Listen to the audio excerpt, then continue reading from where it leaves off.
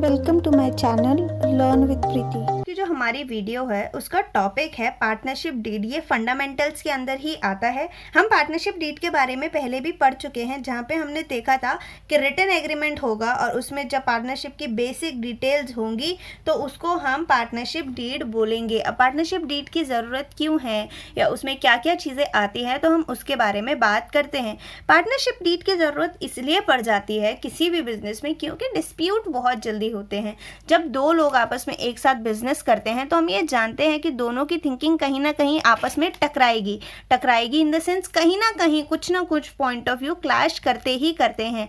और ये क्लैश आपकी पार्टनरशिप को ख़राब ना करें इसके लिए हम एक एग्रीमेंट बनवाते हैं जिसमें हम सारी चीज़ें ऑलमोस्ट वो हर एक चीज़ लिखना चाहते हैं जिसकी वजह से डिस्प्यूट ना हो। अब हम जान सकते हैं वो चीज़ें क्या हैं जिसकी वजह से डिस्प्यूट होता है, तो चलो हम सीखते हैं।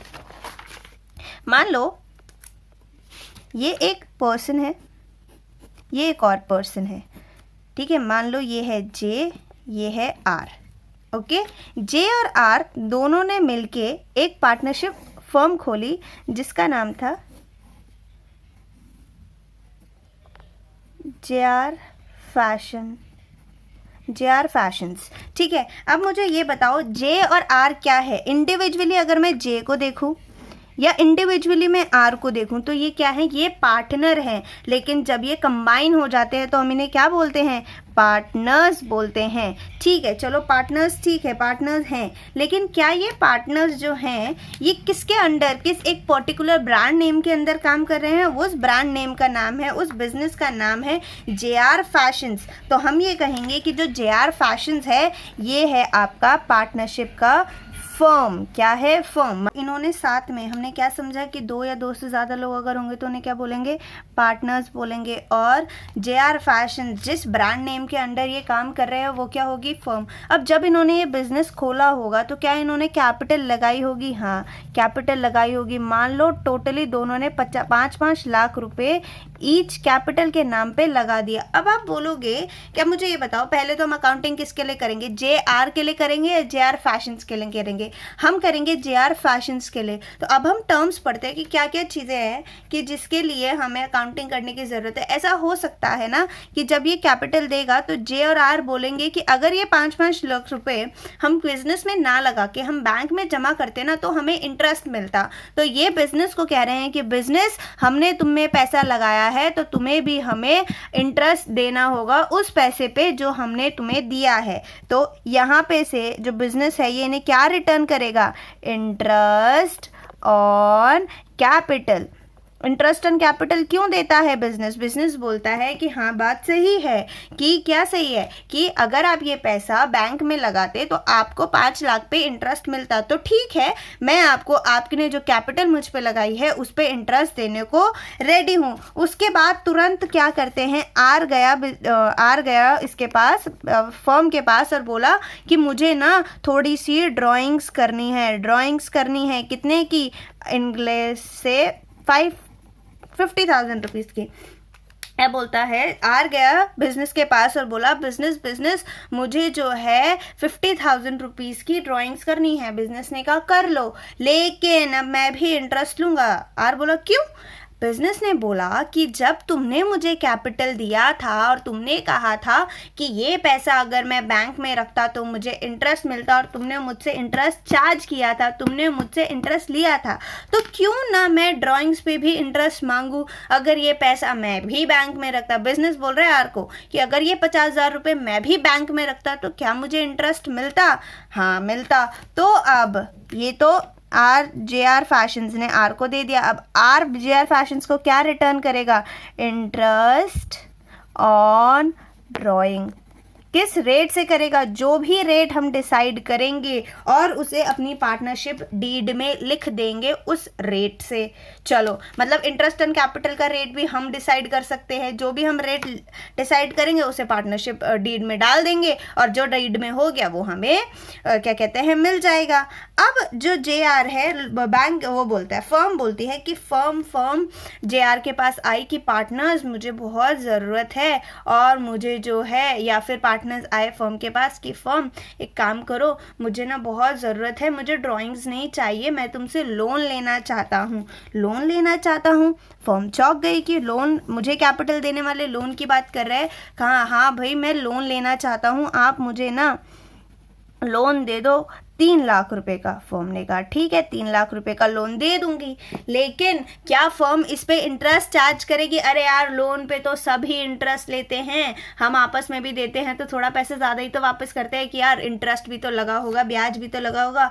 उसी तरीके से जब फर्म पार्टनर्स को देगी तो क्या वो आपको इंटरेस्ट चार्ज करेगी? हाँ करेगी। इसलिए जब लोन दिया जाता है तो पार्टनर लोन के साथ साथ फर्म को इंटरेस्ट ऑन लोन भी वापस करता है। आप सब सोच रहे होंगे दीदी आपको ना कुछ हो गया है, क्यों? क्योंकि आप सिर्फ लिखाए जा रही हो, हमें कुछ समझ में तो आ ही नहीं रहा है। देखो हम जब अकाउंटिंग करते हैं हम जेआर के हिसाब से तो नहीं करेंगे, हम करेंगे जेआर फैशन हमारी फर्म के हिसाब से, और फर्म के हिसाब से हर एक चीज़ की अकाउंटिंग ट्रीटमेंट होगी। अगर कैपिटल आई है तो उस पर इंटरेस्ट ऑन कैपिटल भी दिया जाएगा, अगर ड्राइंग्स की गई है तो उस पर इंटरेस्ट ऑन ड्राइंग्स हमें रिसीव होगा, अगर हम किसी को लोन दे रहे हैं पार्टनर को तो पार्टनर को इंटरेस्ट ऑन लोन भी देना पड़ेगा। ये सारी बातें अगर हम पार्टनरशिप डीड में नहीं लिखेंगे तो दिक्कत हो जाएगी। इसलिए ये सारी बात, क्योंकि हो सकता है ना आगे चल के डिस्प्यूट होगी, यार इंटरेस्ट ऑन कैपिटल तो मिलता ही नहीं है, यार ड्राइंग बिजनेस बोलेगा यार मुझे तो ड्राइंग्स पे इंटरेस्ट नहीं मिलता, मैं तो लोन दे रहा हूँ मुझे तो लोन पे इंटरेस्ट नहीं मिलता। कोई भी ऐसी चीज़ जो आगे चल के डिस्प्यूट क्रिएट करे हम उसको यहीं पे ट्रीट कर लेते हैं। तो देखो पढ़ो क्या कहता है, क्या है पार्टनरशिप डीड को आर्टिकल्स ऑफ पार्टनरशिप भी क्यों कहा जाता है? आर्टिकल्स का क्या मतलब होता है? जो आपके नियम कानून बताते हैं, नियम, पार्टनरशिप में क्या क्या नियम होने चाहिए उसके बारे में बात कौन करता है? पार्टनरशिप डीड करता है। तो पार्टनरशिप डीड क्या है? पार्टनरशिप डीड एक डॉक्यूमेंट है जो कंटेन करता है क्या? टर्म्स एंड कंडीशंस पार्टनरशिप से रिलेटेड की, हम पहले भी बात कर चुके हैं कि पार्टनरशिप से रिलेटेड जितनी भी टर्म्स एंड कंडीशंस है उससे जो भी डॉक्यूमेंट बनेगा उसको क्या बोलेंगे? पार्टनरशिप डीड बोलेंगे। पार्टनरशिप डीड में जनरली क्या क्या आता है उसके बारे में बात करते हैं। सबसे पहला आता है आपका फर्म का नाम। अब फर्म का नाम तो जरूरी है ना भाई, किसके अंडर आप काम कर रहे हो, फर्म का नाम पता होना चाहिए। अगर हम एग्जाम्पल के तौर पे ले तो हमारे एग्जाम्पल में नाम क्या था? हमारे एग्जाम्पल में नाम था JR फैशंस, ये हमारी फर्म का नाम था। उसके बाद जो आपकी दूसरी चीज आपके डॉक्यूमेंट में होनी चाहिए वो होनी चाहिए पार्टनर्स का नाम और एड्रेस। पार्टनर्स का नाम और एड्रेस क्यों? क्योंकि ताकि पार्टनर्स के बारे में सारी इन्फॉर्मेशन इसमें हो, कोई भी आगे दिक्कत हो तो इजीली उनसे कांटेक्ट किया जा सके। उसके बाद तीसरी चीज़ है प्रॉफिट शेयरिंग रेशियो।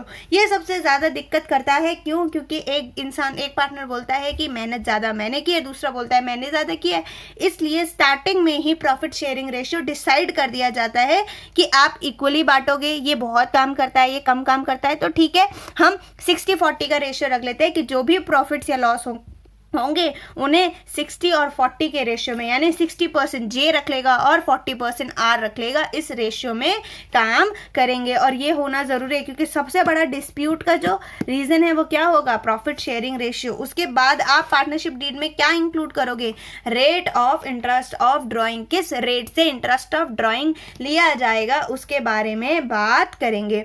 उसके बाद और किस चीज़ के बारे में लिख सकते हैं हम अपने पार्टनरशिप में? हम लिख सकते हैं rate of interest on loan. Interest on loan के बारे में भी हम लिख सकते हैं कि हम कितना रेट ऑफ इंटरेस्ट लोन पे देंगे। उसके बाद और क्या लिख सकते हैं? और लिख सकते हैं हम rate of interest of capital. Obvious सी बात है जब ड्राइंग पे इंटरेस्ट लग रहा है तो कैपिटल पे तो लगेगा ही, तो rate on interest of capital, जितना भी कैपिटल पे इंटरेस्ट लगेगा, कितना बिजनेस हमें देगी, वो भी हम पार्टनरशिप डीड में लिखते हुए रहेंगे। साथ में हम लिखेंगे कोई सैलरी, कोई बोनस, कोई कमीशन किसी भी पार्टनर को दिया जाए। अब आप बोल रहे हो सैलरी कमीशन क्यों? अरे यार हो सकता है कि पार्टनर बिजनेस में काम करता हो, काम करने की सैलरी तो लेगा, अगर वो काम कर रहा है तो उसकी सैलरी बनती है, और सैलरी बनती है तो पार्टनर को सैलरी दी जाएगी, नहीं दी जाएगी, कितनी दी जाएगी, वो सब भी पार्टनरशिप डीड में लिखा जाएगा। इसके अलावा बहुत से और पॉइंट्स होते हैं जो हम पार्टनरशिप डीड में इंक्लूड कर सकते हैं, लेकिन अगर ये पॉइंट्स हैं तो ये सबसे ज़्यादा जो है डिस्प्यूटेड पॉइंट्स होते हैं,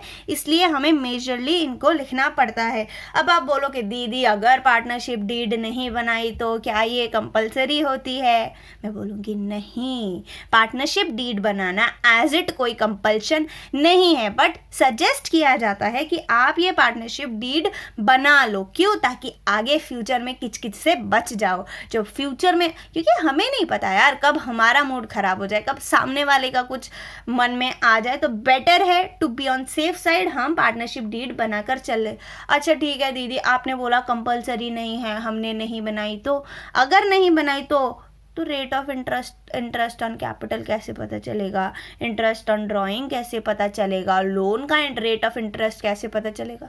सिंपल है, हमने शुरुआत में एक चीज़ पढ़ी थी कि ये सारी पार्टनरशिप के बारे में कौन बताता है? Partnership act 1932। तो हम उसके पास जाके पूछेंगे कि भैया अगर हमारी पार्टनरशिप डीड नहीं है तो इंटरेस्ट ऑन कैपिटल का रेट कितना ले, इंटरेस्ट ऑन ड्राइंग का रेट कितना ले, इंटरेस्ट ऑन लोन का रेट कितना ले, जितना वो एक्ट बोलेगा उतना हम ले लेंगे। सिंपल। तो पढ़ो क्या कहता है? It is not compulsory to have a partnership deed, but to avoid future dispute it is advisable to have a partnership deed. Compulsion नहीं है, बट एडवाइस करेंगे कि आप पार्टनरशिप डीड बना के रख ले ताकि फ्यूचर में कोई भी प्रॉब्लम आपको फेस ना करनी पड़े। और अगर पार्टनरशिप डीड नहीं है तो इंडियन पार्टनरशिप एक्ट 1932 जो भी प्रोविजंस अप्लाई करने को बोलेगा हम वो कर देंगे। अब आप बोले दीदी बताओ ना वो प्रोविजंस क्या होता है, उस प्रोविजंस के बारे में हम बाद में बात करेंगे। ठीक है, Thank you for watching my video. Please subscribe and press the bell icon. Also hit the like button if you like the video.